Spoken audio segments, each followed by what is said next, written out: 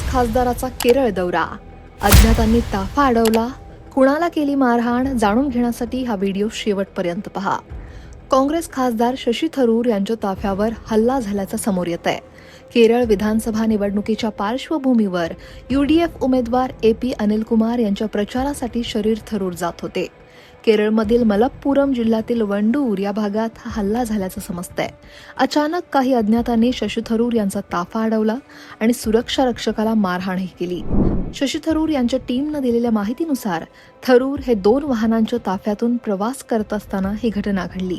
थरूर हे पहिल्या वाहनात होते आणि अचानक 2 वाहनांमधून आलेल्या सुमारे 8 जणांनी थरूर यांची गाडी रस्त्याच्या मधोमध जबरदस्तीनं थांबवली. हल्लेखोरांनी वाहनाला पुढे जाण्यापासून रोखलं आणि कारच्या खिडक्यांवर हातांनी ठोठावायलाही सुरुवात केली, असं काही प्रत्यक्षदर्शींनी सांगितलं. दरम्यान परिस्थिती नियंत्रणाबाहेर जात असल्याचं पाहताच शशी थरूर यांच्या बंदूकधारी सुरक्षा रक्षकानं हस्तक्षेप केला. थरूर यांच्या बचावासाठी आणि रस्ता मोकळा करण्यासाठी त्यानं प्रयत्न केला, पण हल्लेखोरांनी त्या सुरक्षा रक्षकाला धक्काबुक्की करत मारहाण केली. या प्रकारामुळे घटनास्थळी तणावपूर्ण परिस्थिती निर्माण झाली. या घटनेची माहिती तात्काळ स्थानिक पोलिसांना दिली आणि त्यानंतर पोलिसांनी घटनास्थळी धाव घेतली. प्राथमिक माहितीनुसार या प्रकरणी 5 जणांविरोधात गुन्हा दाखल करण्यात आलाय. पोलिसांनी गुन्हा दाखल करून दोघांना ताब्यातही घेतलंय.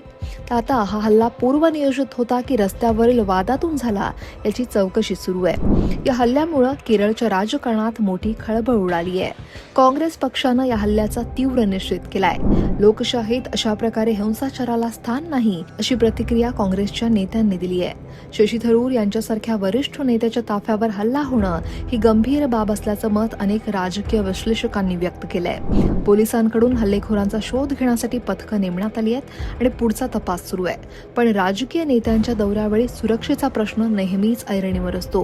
अशा परिस्थितीत एका खासदाराच्या ताफ्यावर हल्ला होणं हे सुरक्षा यंत्रणांसाठी मोठं आव्हान आहे.